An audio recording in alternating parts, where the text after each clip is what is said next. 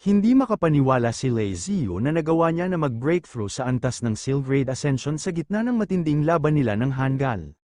Sa kabilang banda, hindi rin makapaniwala ang Hangul na nakatakas si Lei Shu sa kanyang mabagsik na pag-atake, na nagiging sanhi upang maabot ni Lei Shu ang Seal Grade Ascension. Maging sina Xiao, Garcia, at Rent ay nagulat sa kaganapan, lalo na nang makita nilang may hawak na seal si Lei Shu at ginamit niya ang second style of Divine Sundering na kilala bilang Vein Shattering Divinity. Habang nagpupunyagi, napasambit si Lei Shu, sa pamamagitan ng pagtitiis at pagyurak ng bawat strike, inilalabas ko ang aking tugon sa stress at ang pagkuha ng lahat ng pinsala ay maaaring magdala sa aking pagkawasak, ngunit ako'y nagtagumpay. Sa kabila ng lahat, pinasisigla si Lei Shu ng tagumpay na ito. Ngayon ay may pagkakataon akong talunin ka, wika niya sa Hangul. Sa loob ng 5 oras, nagpalabas ng malakas na aura ang Hangul gamit ang kanyang wolf gist at sabay sambit, paano ka maging mapagmataas, ako ay isang pangalawang grade sacred seal. Ako pa rin ang leaps and bounds sa itaas mo. Hindi alintana kung gaano karaming kapangyarihan ang hawak mo, lalamunan ko ang lahat sambit ng Hangul. At napasambit din si Lei Shu, ang sagradong silang art tap sa Exhaling Power Shield sa loob ng katawan ng gumagamit ay hindi ganap na sumusunod sa kanilang kalooban dahil ito ay isang kapangyarihan ng isa devouring wolf gist. At biglang nagpakawala ng atake si Lei Shu sa Hangul. Gayunpaman, ang ginawa niyang pag-atake ay pinakain lang ng Hangul sa kanyang wolf gist. Napatigil ang Hangul at sinabing, ikaw ay sumasakop sa kapangyarihan na voluntaryo. Kung paano kooperatiba. Ako ay sumailalim sa iyo ng isang tunay na Seal Master. Hayaan mo akong palayain ka mula sa impyernong ito gamit ang iyong sariling kapangyarihan. Ginamit ng Hangul ang kanyang skill na Lunar Fangs na pang-atake kay Lei Shu pero bago pa tumama ang kanyang pag-atake, kinain ito ng Wolf Gist.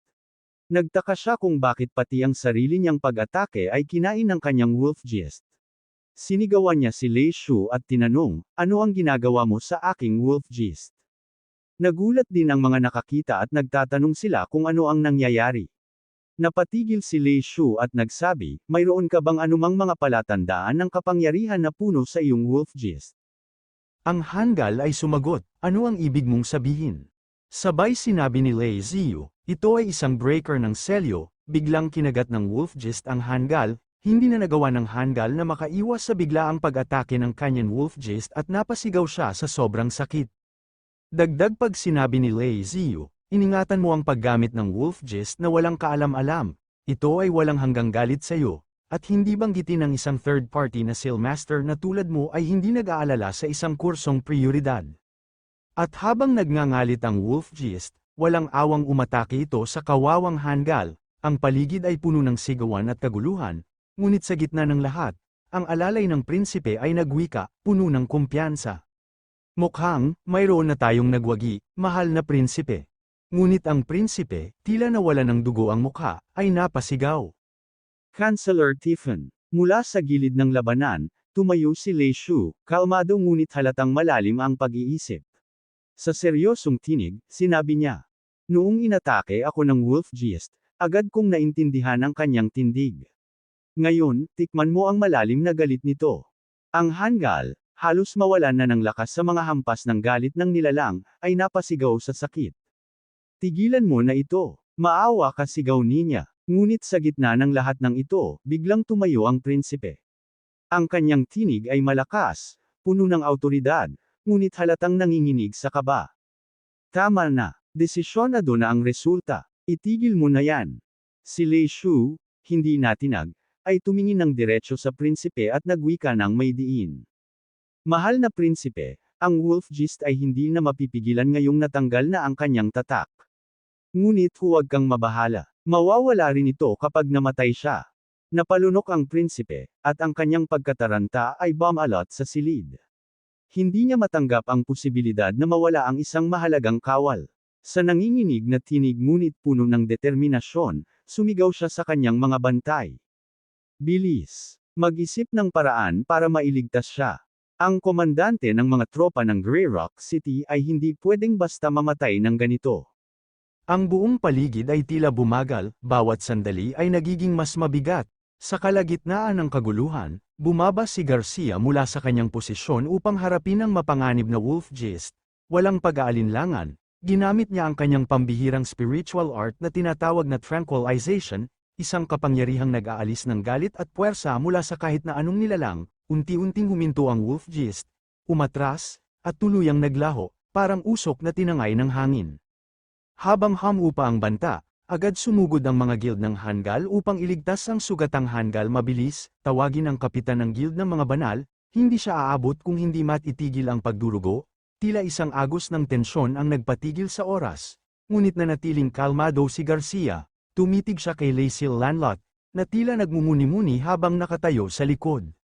Sa kabilang banda, ang City Lord at nakahinga na ng malalim nung nakita niya na ligtas ang Hangal at sabay sinabi hindi ko inaasahan ang ganitong pagkatalo, ano ang bigat na hinaharap ng lungsod, at nagwika, kailangan kong suriin ang ating pananalapi, hindi natin kakayanin ang ganitong kalagayan.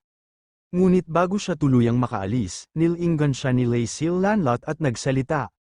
Mahal na City Lord, mukhang may isang bagay kayong nalimutan, hindi ba't dapat nang ipahayag ang aking amnestiya? Napatigil ang City Lord, halatang nag-isip saglit bago sumagot. Pag-iisipan pa natin, mahalaga ang bawat desisyon.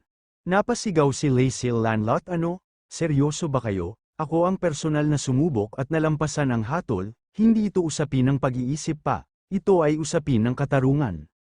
Ngunit kalmado at mariing sumagot ang City Lord ang reputasyon ng Grey Rock City ay mas mahalaga kaysa sa galit mo, Lacey Lanlot. Ngunit hindi na nakapagpigil si Lacey kung ganon, anong dahilan mo para nandito ka, para lang ba ipakita ang kapangyarihan mo? Biglang sumeryoso ang City Lord, tinuro niya si Lacey at matalim na sinabi isa ka lang alipin, isang kriminal pa nga wala kang karapatan na questionin ang desisyon ko. At sa sobrang galit, ang malakas na aura ni Lacey ay biglang sumambulat, nagdulot ng tensyon sa paligid, ngunit bago pa lumala ang sitwasyon, mabilis siyang pinigilan ni Garcia. Mahal na City Lord, sabi ni Garcia ng seryoso, hindi tama ang inyong hatol, dahil nalampasan ni Lacey ang showdown judgment, dapat ibalik sa kanya ang kanyang estado bilang isang karaniwang mamamayan. Ang City Lord ay nagtaas ng kilay, tila hindi makapaniwala Garcia. Ngunit matatag ang sagot ni Garcia kung babawiin niyo ang inyong salita, tiyak na hindi ito magugustuhan ng publiko, at kapag kumalat ang balita sa kabisera, malalagay ang inyong reputasyon sa alanganin. Ang City Lord, matapos ang ilang sandaling pag-iisip, ay bumantong hininga. Lacey Lanlot, wika niya sa harap ng lahat, nalampasan mo ang showdown judgment, simula ngayon, ang lahat ng singil laban sa iyo ay binabawi na, at ang iyong estado bilang sibilyan ay ibinabalik. Ang bulwagan ay napuno ng sigawan at palakpakan mula sa mga tao alam namin na magtatagumpay ka, Lacey sigaw ng isa sa kanila. Sa isang sulok na pabuntong hininga si Alan, ang isa sa mga kasamahan ni Garcia. Napakaraming nangyari ngayong araw, pero salamat sa lahat ng ito, ayos na. Si Lacey naman, pagod ngunit magaan ang loob, ay napangiti, buti na lang, tapos na bulong niya sa sarili.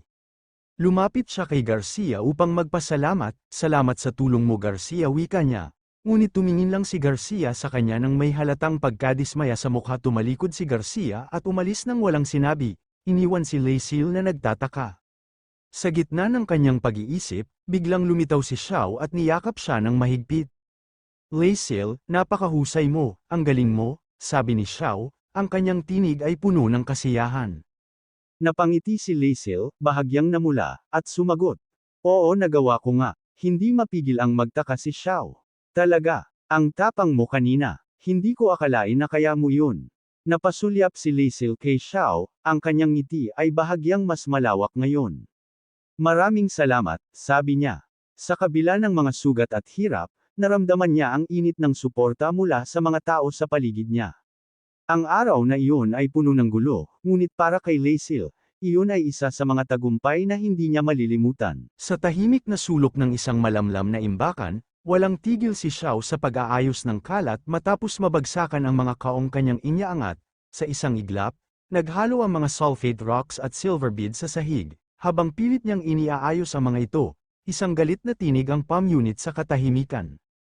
Xiaomi, ano ang ginagawa mo? Sigaw ng kanyang kasamang alipin, puno ng inis. Ang mga sulfate rocks at silver beads ay magkahalo na, paano nating mahihiwalay ang mga ito? Sa kaba, napayuko si Xiao, halos pabulong ang naging tugon, papasensya na, hindi ko sinasadya. Ngunit sa halip na tulungan siya, mas lalong dumilim ang tingin ng kanyang mga kasama. Isa sa kanila ang padebog na nagwika, oras na para magpahinga. Bahala ka na dyan. Linisin mo iyan. Walang hapunan para sa'yo hanggang hindi ka tapos. Wala siyang nagawa kundi tanggapin ang parusa, na naintindihan ko, mahinang sagot niya. Ang mga salitang halos nilamon ng dilim. Sa loob ng malamlam na silid, mag-isa niyang binubukod ang mga bato at kwintas, isa-isa niyang binibigkas ang hugis ng bawat piraso, ito ay tatsulok ito naman ay bilog ayos.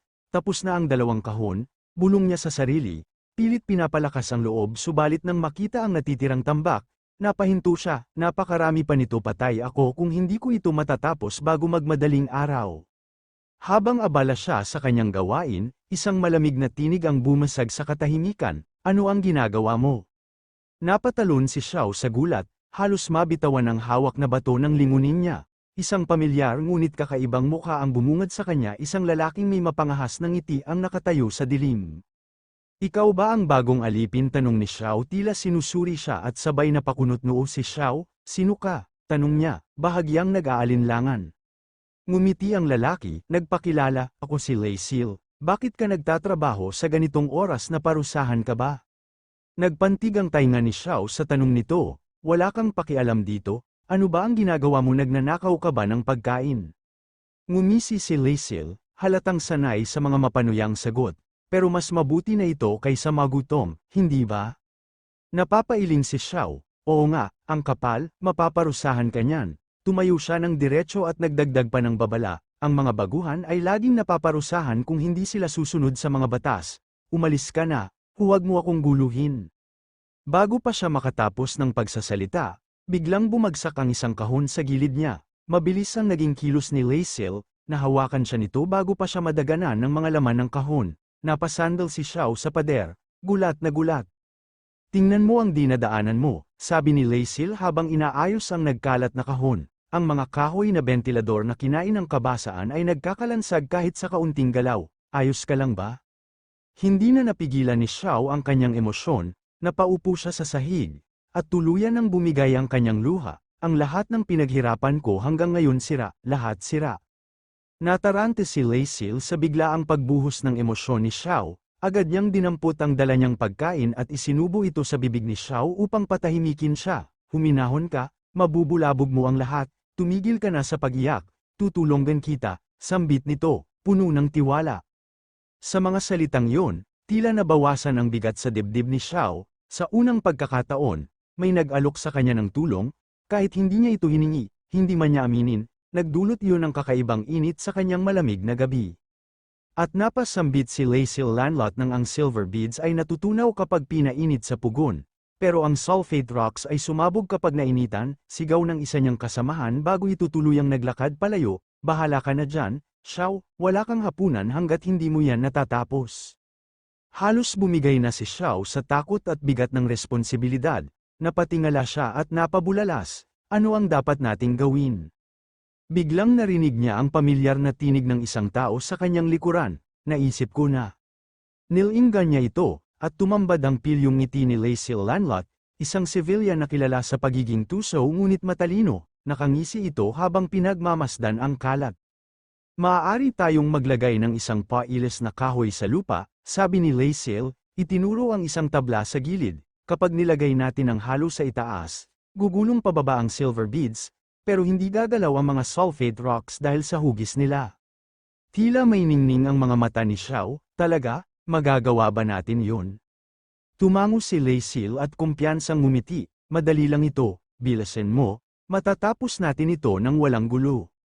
Habang magkasama nilang ginagawa ang pagbubukod, napatingin si Xiao kay Lei Sil at napatanong, bakit handang-handa kang tumulong sa akin? Napangiti si Lei Sil at bahagyang tumigil upang sagutin siya, hindi mo ba sinabi, ang pagnanakaw ng pagkain ay kasalanan? Isipin mo na lang ito bilang parusa ko, biro niya. Ngunit halata ang sinseridad sa kanyang tono. Napabuntong hininga si Xiao at bahagyang ngumiti, wala ka talagang magagawa ano. Sa kasalukuyan, makikitang nakaupo si Xiao sa gilid ng imbakan, hawak ang bag ni Lacey. Sa di kalayuan, abala si Lacey sa pakikipag-usap sa kanyang mga kasamahang civilian. Civilian ka na, hindi ba tanong ng isa, nakangiti habang nakapamewang. Sumagot naman ng isa pa, Lacey, aalis na kami, huwag mong kalimutang umuwi minsan. Natawa lang si Lacey at bahagyang napailing, kanino namang bahay ako uuwi, sagot niya, may bahid ng lungkot sa tinig ngunit hindi niya yun pinansin. Sa puntong yun, tumayo si Xiao at lumapit kay Lacey, hawak ang isang supot, Lacey, inihanda ko na ang lahat tulad ng iniutos mo. Ngumiti si Lacey, bakas ang kasiyahan sa kanyang mukha, mahusay, magtiis ka lang ng kaunti, pupunta ako sa pinuno ng lungsod at tatubusin kita agad. Napatitig si Xiao kay Lacey, halos hindi makapaniwala, di talaga, hindi ko akalain na darating ang araw na ito. Halos mabasag ang boses ni Xiao sa emosyon, naging alipin ako mulat sa pulpa, sa totoo lang, hindi ko pa alam kung ano ang landas ng kinabukasan ko. Hinawakan ni Lacey ang ulo ni Xiao, pinisil ito ng bahagya na parang bata, engot, hindi mo pa ba ako kasama, hindi kita iiwan ng basta-basta kung gusto kitang tabyusin. Naluha si Xiao ngunit ngayon ay may bahid na ng saya. Salamat, Lacey. Habang nag-uusap sila, isang kasamahang alipin ang biglang lumapit. Ano, ayaw na rin ba ni Xiaomi na maging alipin? Sasali na ba siya sa Judgment Showdown? Napailing si Lacey, halatang naiinis sa tanong, tanga, ang Judgment Showdown ay para lang sa mga alipin na kriminal, ang mga normal na alipin ay maaaring tabyusin kung may sapat na pera. Talaga, kaya mo rin ba kaming tabyusin? Tanong ng isa pang alipin, puno ng pag-asa. Napangisi si Lacey at tumitig sa kanila, alagaan mo ng maayos ang bahay na ito. Ano, ang lamig ng puso mo, reklamo ng alipin, na may halong inis, walang hiyang anak, ang bahay na ito hindi na para sayo, sige na. Napabuntong hininga si Lacey ngunit seryoso na ang tono, inaasahan mo bang may pera ako para tabyusin kayong lahat, maghintay ka, Xiaomi. Ayusin ko ito ngayon din. At habang tumatakbo si Lacey Lanlot, hiningal ngunit porsigidong maabutan ang tinatawag na pangalan. Garcia, hintay lang, sigaw niya habang binibilisan ang hakbang. Nilinggan siya ni Garcia, nakakunot ang noo at halatang mainit ang ulo, nang maabutan ni Lacey napasigaw agad ito. Huwag ka munang umalis, may sasabihin ako, huminto si Garcia at tumikim halatang pinipigil ang inis. Ano tanong nito, sabay dagdag, aaminin mo na ba ang kasalanan mo? Napasinghap si Lacey sa tanong at tila naguguluhan. Ha, anong kasalanan? Mabilis niyang sagot, hindi yan pera ang tinutukoy ko, hindi ba nagkasundo tayo na pauutangan mo ako, pwede mo na ba ibigay ngayon? Nanlaki ang mata ni Garcia sa kanyang narinig, tumigil siya sandali, ngunit maya-maya'y napasigaw, ikaw talaga, nakakainis ka. Kumunat ang noo ni Lacey at nagtanong, ano ba ang nangyayari? Bakit galit na galit ka sa akin? Napabuntong hininga si Garcia, ngunit wala rin siyang nagawa kundi ilabas ang supot ng pera at iabot ito kay Lacey. Agad naman itong kinuha ni Lacey at buong galit na nagsabi, salamat, babayaran kita agad kasama ang interes. Itinaas ni Garcia ang isang kamay, halatang suko na. Kalmutan mo na ang interes, sagot nito, may ilang tanong lang ako sayo. Agad namang tumigil sa pagtawa si Lacey at nagtanong, ano naman yun? Nagseryoso ang mukha ni Garcia, kahapon, matapos talunin si Tiffan, alam mo kung paano patigilin ang wolf gist, bakit hindi mo ginawa? Sumandal si Lacey sa dingding, tila nag-iisip bago sumagot. Nag-iingat lang ako, walang kasiguraduhan kung aatake siya ulit kung naging pabaya ako. Ngunit hindi kumbinsido si Garcia, na pailing siya at sumigaw. Kasinungalingan, alam mo naman na nawala na ang kakayahan niyang lumaban. Biglang itinuro ni Garcia si Lacey, punong-puno ng emosyon. Iniisip mo pa na saktan ang pinuno ng lungsod, hindi ba? Ano ba ang plano mo? Kung hindi dahil sa presensya ko, pwedeng magkaroon ng mas malaking gulo. Napatingin si Lacey kay Garcia, ang mga matay malamlam ngunit matigas ang sagot. Karapat-dapat lang sa kanila yun. Halos pumutok ang ugat ni Garcia sa galit. Alam mo ba kung ano ang saklaw ng mga krimen na ginagawa mo, sigaw niya. Noong naghanap ka ng gulo kay Ginoong Calder, alam ko na hindi ka taong tatahimik na lang, pero mag-ingat ka sa mga sinasabi mo at ginagawa mo sa harap ng may kapangyarihan, lalo na ang pinuno ng lungsod. Sa kabila ng sermon, isang malamig na ngiti lang ang isinagot ni Lacey, oo, tama ka, Nay. Napaangat ang kilay ni Garcia, "Huwag mo akong tawaging Nay," sagot niya, halos magwala. Maya-maya, napasimangot siya at nagsalita ng mas mahinahon. "Kaya nagdesisyon na ako tatanggapin kita bilang alagad ko, ikaw ang magiging karangalan kong alagad, at maaalagaan kita habang tinuturuan ng mga banal na sining." Napasabit si Lacil, tila hindi makapaniwala sa narinig, tumalikod siya at tumawa ng may pang-aasar, "Ayoko." Natigilan si Garcia, at parang nawala sa sarili at nanigas. "Ano ba ang sinasabi mo? Hindi ko pinapakialaman ang reputasyon mo," dagdag ni Lacil Lanlot. "Hindi ko kailangan ang mga banal na sining mo, mas mahusay ako sa spiritual na sining kaysa sayo, salamat sa pera, pero aalis na ako." Habang paalis, humabol ng sigaw si Garcia, "Ang interes 15%. Napatigil si Lacil, humarap pabalik, at napasigaw, "Ano? Di ba sinabi mo kanina na walang interes?" Lumipas ang oras sa isang abandonadong gusali. Makikita ang tatlong kalaban ni Lacil Lanlot na nakahandusay, puno ng sugat, at walang malay. Si Roy ay tahimik na nakatayo. Pinagmamasdan ang mga ito habang nagpipigil ng galit, at ang tatlo ay halos hindi makapaniwala sa nangyari. "Lacil Lanlot, mali ang kinalaban mo," bulong niya habang nanginginig pa ang boses. Sa isang painuman sa ilalim ng malamlam na liwanag ng mga lampara sa isang masikip ngunit masayang tavern, tatlong ang nagtipon, si Lacil Lanlot, Alan, at Xiao. Hawak nila ang kani-kanilang baso ng alak, at sa gitna ng tawanan, sabay silang nag-toast. Buong sigasig na sigaw ni Alan, "Congrats sa pagbawi mo ng status bilang karaniwan, Lacil." Napangiti si Lacil, ngunit bago pa siya makasagot, muling nagsalita si Alan, tila hindi mapigilan ang kasabikan, "Ang galing mo talaga. Alam kong kaya mo yan mula pa noon." Pabulong na singit ni Alan habang idinidikit ang baso kay Xiao, "Huwag kang magpigil, Lil Sis, ako na ang taya ngayong gabi." Ngumiti si Lacil, ramdam ang malasakit ng kanyang kaibigan, ngunit biglang yumuko si Alan at may binulong sa kanya. "Huwag mong kalimutan ang pangako mo, mula ngayon sasama na ako sa bawat lakad mo." Napataas ang kilay ni Lacil, halatang naguguluhan, "Ha? Babantayan mo ako?" Agad na bumawi si Alan, halatang nauutal habang nag-e-explain. Hindi naman sa ganun, kailangan ko lang siguraduhin ang lahat, lalo na't ako ang nagrekomenda sa iyo, responsibilidad ko to." Napailing si Lacil at tumikim ng alak bago sumagot.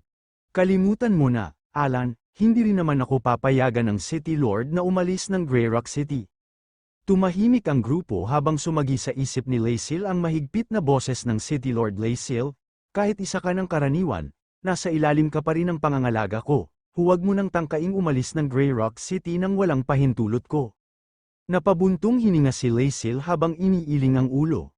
"Paano ba to, lagi na lang akong sinasabotahe ng City Lord?" bulong niya sa sarili. "Dapat tinuruan ko siya ng leksyon noon pa." Napansin ni Alan ang bigat ng ekspresyon ni Lacil at maagap siyang nagbabala. "Lacil Lanlot, mag-ingat ka sa mga sinasabi mo rito, baka may makarinig." Nagpakawala ng biro si Xiao upang pag-aani ng usapan. "Kaya nga tong si Sir Alan laging may palibre, kasi gusto niya tayong i-babysit." Namula si Alan, agad na umiling, at halos magkabuhol ang dila sa pagtanggi. Hindi naman ganun, sobra ka na, Xiao, maniwala ka naman sa akin." Napangiti si Lacil habang pinagmamasdan ang dalawa. "Kung ganun lang din naman, mas mabuti pa siguro na siya na lang talaga ang nagbabantay sa akin," biro niya. "Lacil naman," protesta ni Alan habang ang mukha niya ay lalong namula. Sa pag-iwas sa usapan, biglang nagseryoso si Lacil. Itinuon niya ang atensyon kay Xiao. "May isang bagay na hindi mo pa alam tungkol sa ating marka." Napakunot noo si Xiao na tila naguluhan. "Ang marka natin? Di ba palamuti na lang yan, hindi na tayo alipin?" Napailing si Lacil, "Huwag kang magpalinlang, ang mga markang ito ay enchanted. Habang nasa atin pa ang marka, kaya pa rin nilang malaman ang lokasyon natin. Saan man tayo magtago, hindi ito basta-basta nawawala." Nanlaki ang mata ni Xiao, "Pero bakit hindi pa ito tinanggal? Malaya na tayo, di ba?" Napailing muli si Lacil, halatang napagod na sa paksa. "Ang tanging paraan lang para mawala ito ay kung sabay-sabay na mawawala ng bisa ang koneksyon ng lahat ng dating alipin, at maliban na lang kung mamatay ang lahat sa atin, mananatili ito." Biglang nagsalita si Alan, tila hindi na kaya ang seryosong usapan. "Wala yan, kung may kapangyarihan ka, bakit mo iniintindi, Lacil? Ngumiti si Lacey nang may halong sarcasmo, tumama ka sa punto Alan pero ngayon ang plano ko simple lang. Naging seryoso si Lacey at nagpatuloy pera ang pinakamahalaga, sabi nga nila, lahat umiikot sa paligid nito lalo na't may utang akong kailangang bayaran. Agad namang nag-alok si Alan, kung naghahanap ka ng trabaho may marerekomenda ako ngunit ngumisi si Lacey at tumanggi trabaho, ayoko, ngayong nakamaster na tayo ng alchemy, magpayaman na lang tayo, magpayaman tanong ni Xiao na tila nagtataka ngumiti si Lacey, puno ng determinasyon oo kung gusto nating tunay na maging malaya, kakailanganin natin ng kayamanan. Sa isang abalang araw, marami ang kabayong nagdaraan sa pangunahing kalsada, dala ang mga gamit at karawahe ng mga maharlika. Sa gilid naman makikita ang ilang alipin na abalang nag-aayos ng daan habang pawisan sa ilalim ng araw. Biglang napasigaw ang isang alipin bakit ka masyadong nag-aaksaya ng oras sa pag-aayos ng daan sabay sumang-ayon ang iba, may arena pa tayong kailangang ayusin. Kasabay ng paglapit ng mga Royal Alchemist, sumigaw ang isa sa kanila, umalis na, huwag mong harangan ang daan, kayong mga probinsyano tabi kayo. Sa gulat ng mga alipin na pausal ang isa, nakakagulat yun sino ba yun sumabat ang isa pang alipin, dayuhan at may sumingit pa, kapag ganun ka-arogante sigurado galing sa kabisera. Sa loob ng alchemy shop, tahimik na sinuri ni Alan ang mga mineral, biglang sinabi niya, Xiaomi, handa ka na ba, piliin mo yung pinakamaganda dito. Maingat na itinaas ni Xiao ang napili niyang kristal. Ngunit agad itong tinutulan ni Lacey Lanlot, hindi mo pwedeng piliin ito, Xiao. Napahawak na lang si Alan sa mukha niya, parang nawala ng pag-asa, Xiaomi, parang hindi mo kaya, mukhang hindi lahat ng fairy ay may mata ng kristalisasyon, L. Tahimik na napausal si Xiao, tulad ng inaasahan, hindi lahat ay may taglay na ganitong kakayahan. Sumingit naman si Lacey Lanlot, hindi, ang bawat lahi ay may kanya-kanyang natatanging talento, bilang isang duwende, si Xiaomi ay may taglay na mata ng kristalisasyon na kayang tukuyin ang kalidad ng mga mineral. Hawak ang ulo ni Xiao, marahan niyang sinabi, kung mahahasan ni Xiaomi ang talentong ito, madali tayong makakatukoy ng dekalidad na mineral at makakagawa ng mas mahusay na sandata.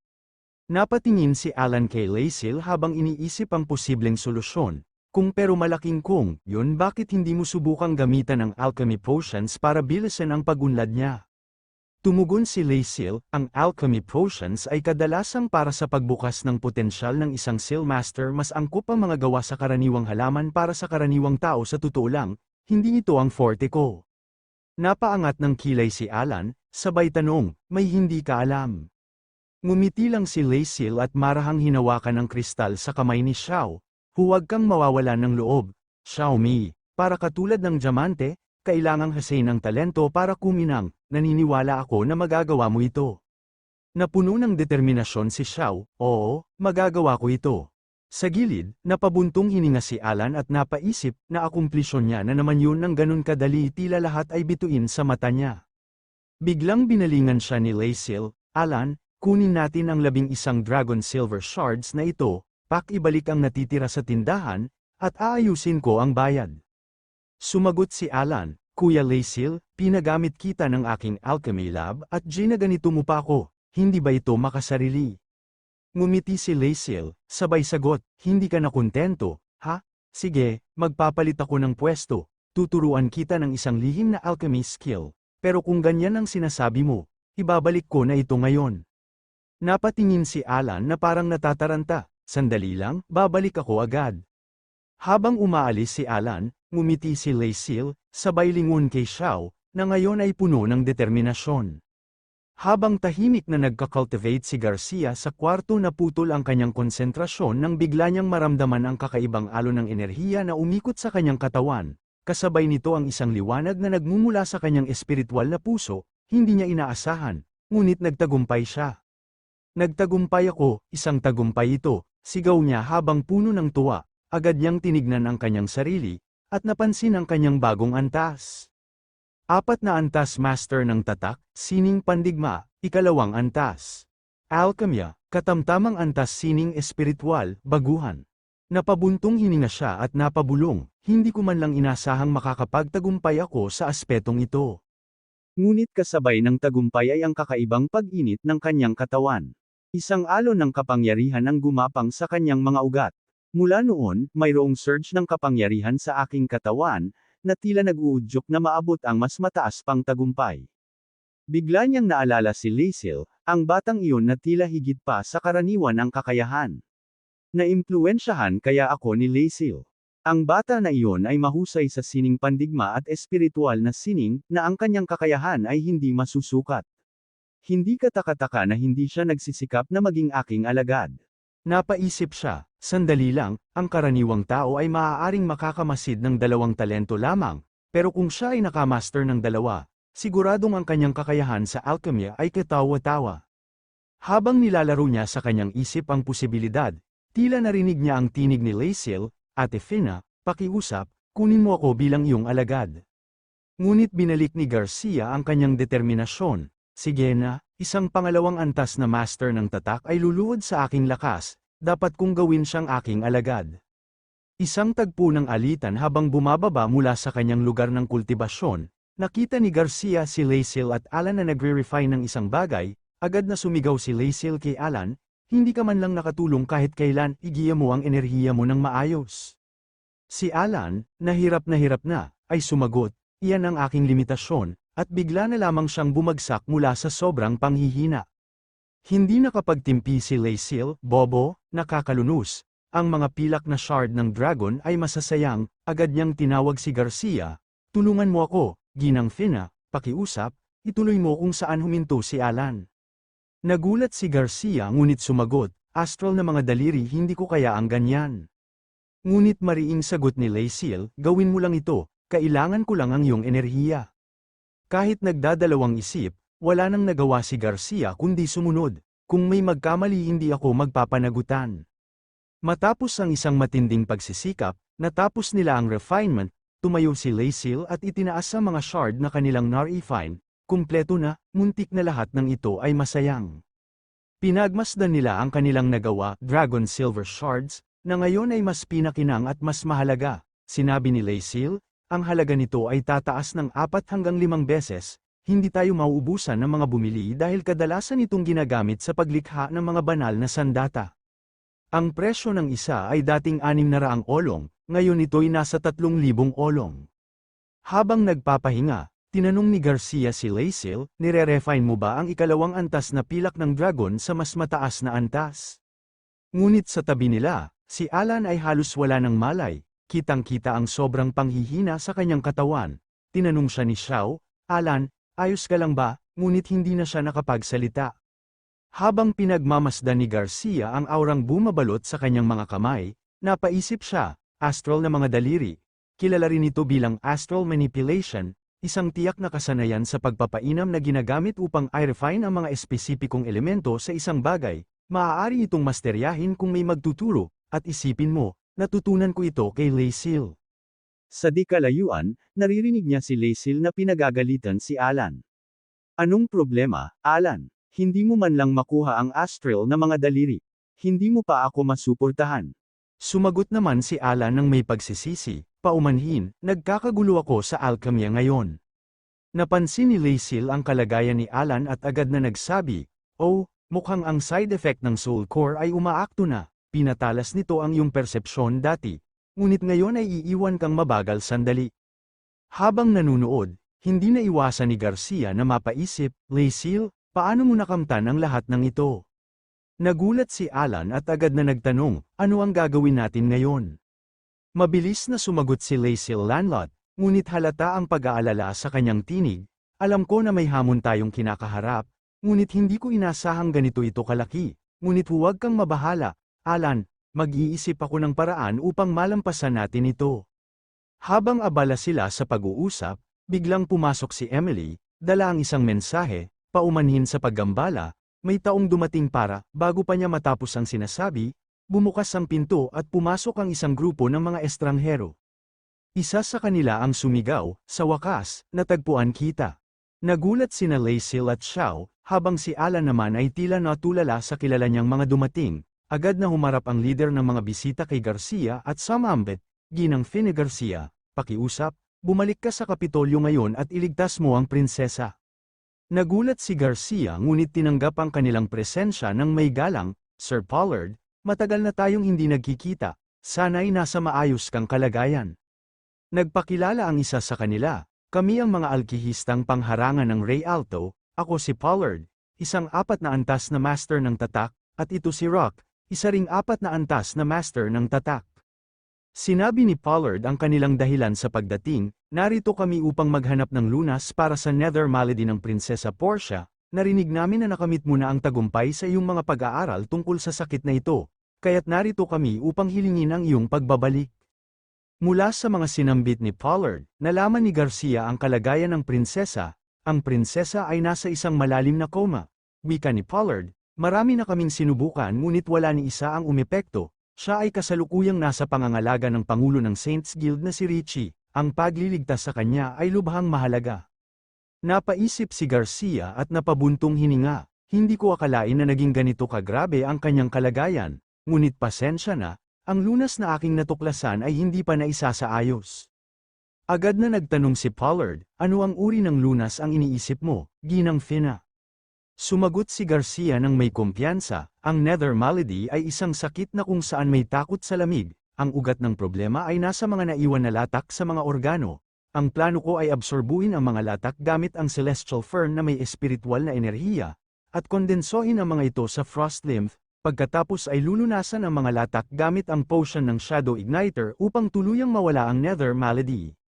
Nabuhayan ng loob sina Pollard at Rock sa narinig. Kung ganun, sambit ni Rock, ang iba pang komplikasyon ay madali na lang gamutin, si Ginang Fina ay tunay na isang henyo. Sumang-ayon si Pollard, kaya mong lunasan ang ugat ng problema, ngunit tumugon si Garcia ng mapagpakumbaba, wala yun, nakatuklas lamang ako ng paraan matapos ang maraming pananaliksik at paghihirap. Habang binibigkas ang kanyang plano, nagkatinginan sina Lacey at Alan, napawika si Lacey sa kanyang isipan, latak potion ng Shadow Igniter, hindi gagana ang paraan ni Fina. Biglang nagbigay galang si Pollard at sambit, Lady Fina, kailan ka makakasama pabalik sa kabisera?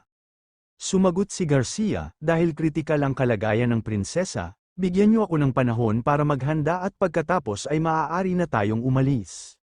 Nagdismaya si Lacey sa mga sinabi ni Garcia at napasambit siya, sasabihin ko na ba, ang bigat ng atmosperang ito. Agad niyang ginamit ang telepathy kay Garcia at sabay sambit, Lady Fina, may kapintasan ang iyong paraan. Sumagot si Garcia, Lacey, ano ang ibig mong sabihin? Agad na sumagot si Lacey, huwag mong damdamin, makinig ka muna sa akin ng maayos. Dahil sa sinabi ni Lacey, nagmamadali si Garcia at sambit kay Sir Pollard, bigla ko lang naalala na may mahalaga akong kailangang gawin, maaari ba kaming umalis bukas? Sumagot si Pollard, walang problema. Pero kailangan nating bumalik agad sa kabisera dahil kritikal ang kalagayan ng prinsesa, mag-iiwan kami ng mga gwardya dito para samahan ka pabalik sa kabisera bukas. Agad na nagpasalamat si Garcia, at tuluyang umalis ang Royal Alchemist. Habang nakahiga si Alan, tinawag ni Garcia si Lacey at sabay sambit, sabi mo sakin. Sumagot agad si Lacey, huminga ka muna, ang itinakda mong gamutin para sa nether malady ay talagang maaasahan, gayunpaman, may napakahalagang pagkukulang, si Lady Portia ay 5 taon o higit pang nagdudurusa sa malady na ito. Malamang, ang matagal na panahon ng lamig sa kanyang katawan ay nagpahina ng husto sa kanya. Ang Shadow Igniter Potion, bagamat epektibo laban sa Frost Lymph, ay sobrang lakas na maaaring magdulot ng heat toxin sa katawan niya. Dahil sa delikadong kalagayan ng prinsesa, ang heat toxins na ito ay lalaganap na parang nakol-alasong-lason. Kahit ano pa ang mangyari, mamamatay pa rin si Prinsesa Portia, sa nether malady o sa heat toxins. Napasigaw si Garcia, ano, paano nangyari ito? Sumagot si Lacey, oo, kung hayaang mangyari ito, si Lady Fina ang ituturing na salarin sa kamatayan ni Prinsesa Portia. Biglang naguluhan si Garcia sa mga sinabi ni Lacey at sabay dagdag, dahil kritikal ang sitwasyon, kailangan ng agarang solusyon. Sumagot si Garcia, ano ang dapat kong gawin? Sumagot si Lacey, gamitin ang Astral Finger, ang kakayahang itinuturo ko sa iyo, hindi lang ito pampino ng herbal, kundi kaya rin itong isaayos ang pisikal na kalagayan ng isang tao. Gamitin ito sa prinsesa para makaya niya ang side effects ng Shadow Igniter. Napasambit si Garcia, ano, kaya ba ng Astral Finger na isaayos ang katawan ng tao? Sumagot si Lasil, syempre, laging ginagamit yun ng aking ama. Biglang napunta ang atensyon ni Lasil sa Dragon Silver at Sambit, sa pamamagitan nito, magagamot mo ang prinsesa, ngunit para ma-master mo ang Astral Finger. Well, henyo ka naman kaya tiyak na magagawa mo, wala na akong masasabi, makaalis ka na. Lumapit si Lasil sa kanila Alan at Xiao at Sambit, pupunta ako sa pamilihan para ibenta ang mga Dragon Silver Shards. Alan, pahiram ng iyong mimic. Sumagot si Xiao, sasama ako sayo. Pero hinawakan lang siya ni Lasil sa ulo at sabay Sambit, manatili ka dito at magpahinga, kaya ko ito mag-isa. Biglang nagwika si Garcia, Lasil, bakit hindi mo ako samahan sa kabisera? Sa paraang yun, maaari mong tulungan ako, makipagkaibigan sa mga royals, at iligtas ang prinsesa. Sumagot si Lasil, pumunta sa kabisera, paumanhin, ngunit hindi ko magagawa. Sumagot si Garcia, hindi ako natatakot, okay? Sumagot si Lasil, isang sigurado hakbang lang ito. Nakapailalim pa rin ako sa mahigpit na pagmamanman, ipinagbabawal ng Panginoon ng lungsod ang paglabas ko sa Grey Rock City, kaya hindi ako makakaalis kahit na gustuhin ko. Hanggang hindi ako nahuhuli at may pahintulot, walang pag-alis sa Grey Rock City. Pagkatapos ng lahat, pangalawang araw pa lamang ito ng pagbawi ko sa aking sibilyang katayuan. Napasabi si Garcia, ano, talaga bang pipigilan tayo ng mga hanggal na patakarang ito sa panahong ito? Kakausapin ko si Ludolf. Napahawak sa ulo si Lasil at Sambit kay Garcia, sa tingin ko, hindi madaling kumbinsihin siya ngayon. Sumagot si Garcia, ipaubaya mo na sa akin, napasambit si Lasil sa kanyang isipan, kung makakapag-alyado ako sa mga royals, magagamit ko ang kanilang lakas upang hanapin ang aking kapatid na si Eileen. Ito ay isang pagkakataong dapat labanan, habang naglalakad si Lasil Lanlot sa pamilihan, naglalaro sa kanyang isip ang tagumpay na natamo niya sa araw na yon, habang dumaraan sa hanay ng mga tindahan, napabulong siya, na tila kausap ang sarili, mas madali yun kaysa sa inaasahan ko kahit nagamit ko ang halos lahat ng enerhiya ko. Ang mga Silver Dragon Shards na nabili ko sa halagang 6,000 olong ay napagbentahan ko ng 30,000 olong, tamang-tama, pambayad kay Garcia. Saglit siyang napatigil, napalalim ang pag-iisip, damapo sa kanyang alaala ang pangalan ni Fina. Kumusta na kaya siya? At si Garcia bulong niyang puno ng alinlangan ngunit agad ding iniwaksi ang bumabagabag sa isip. Hindi Lasil kalimutan mo na malamang hindi pa rin nalilimutan ni Ludolf ang mapapait na salitang binitiwan ni Fina noong nakaraan. Sa gitna ng kanyang pag-iisip, narinig niya ang maingay na kaguluhan sa di kalayuan, agad niyang nilinggan ang pinagmumulan ng ingay. Isang sigaw ang pumuno sa paligid 4,800 olong, may kasunduan na tayo para sa malakas na taong alipin na ito, binabati ko ang ating pinakamamahal na buyer. Napakunot ang noo ni Lasil at napabulong, isang palengke ng mga alipin.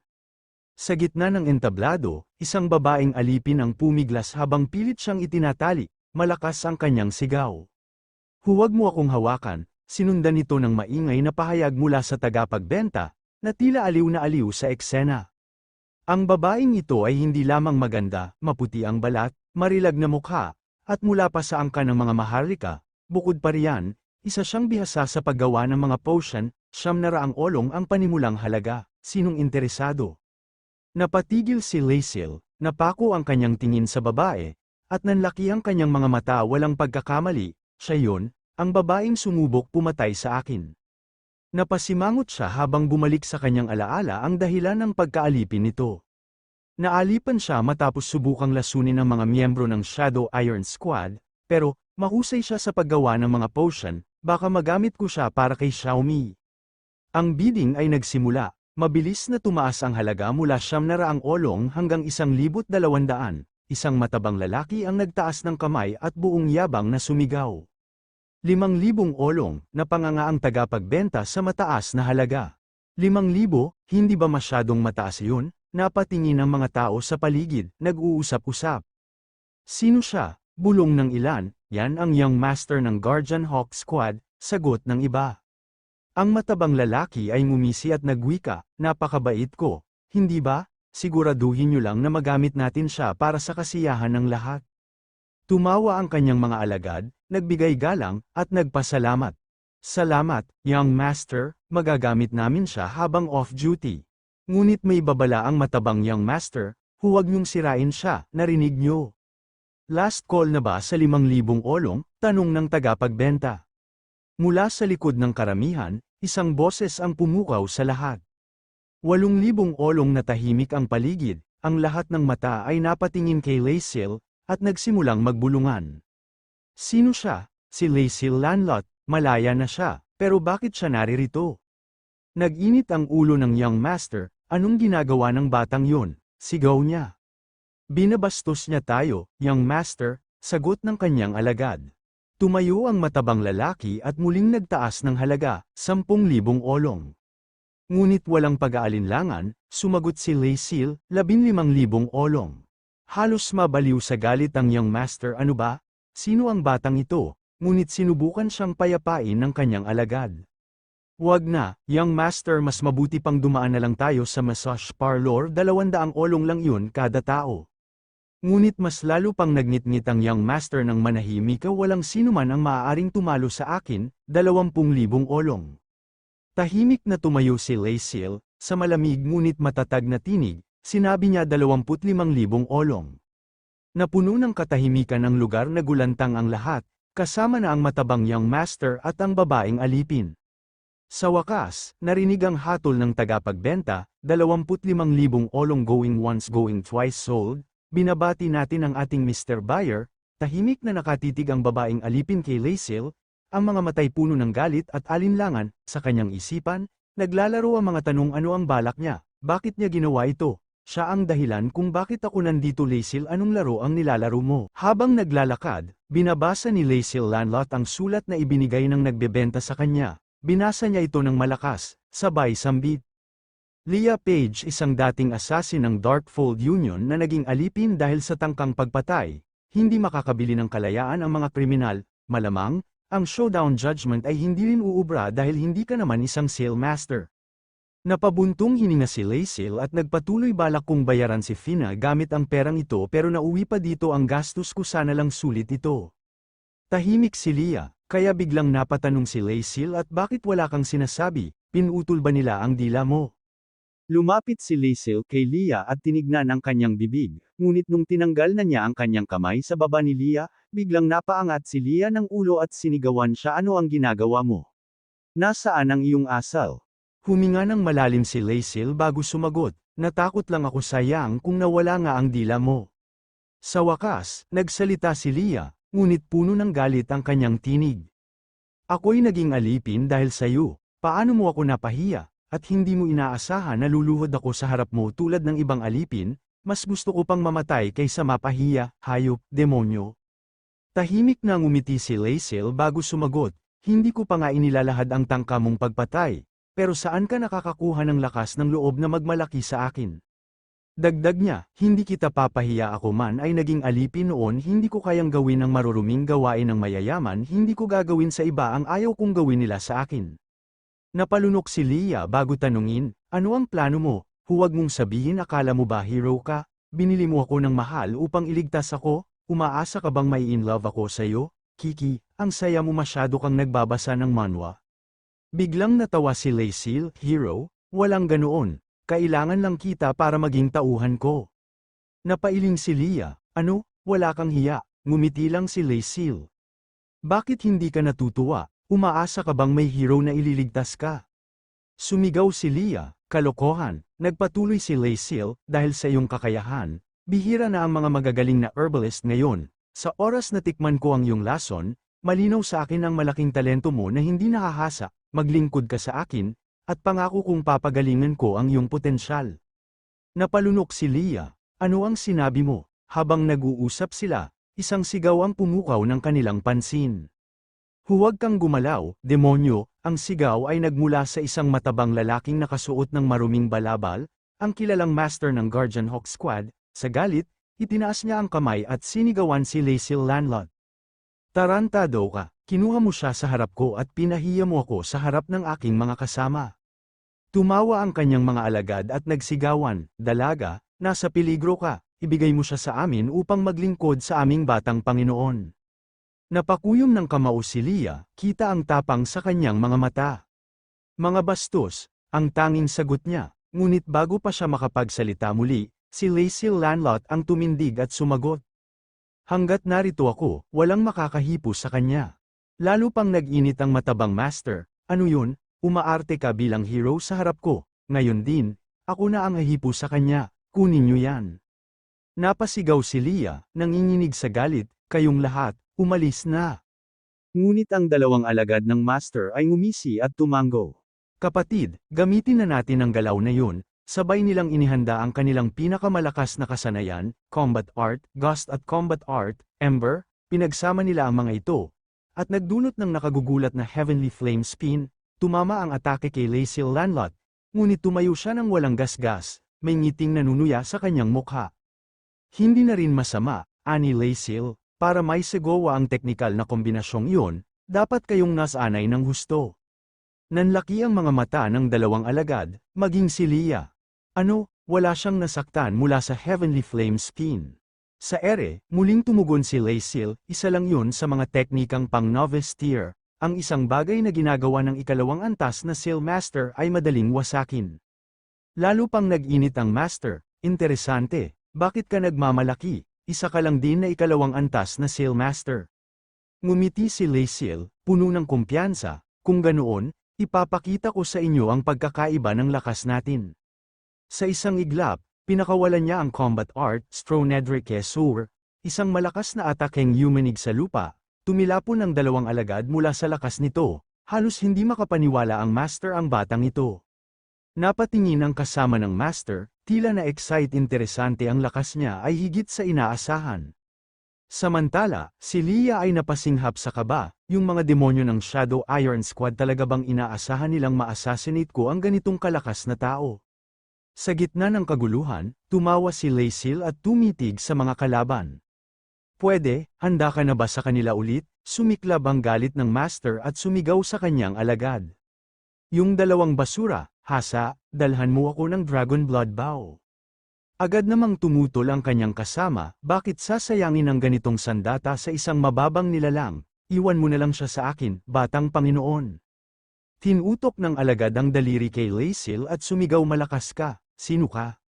Ngumiti si Lacey at kalmadong tumugon isa lang akong karaniwang tao na pangisi ang alagad, ganun ba? Bigla, inilabas ng kasama ng master ang isang kakaibang sandata, bamalat ang malagim na enerhiya sa paligid nito.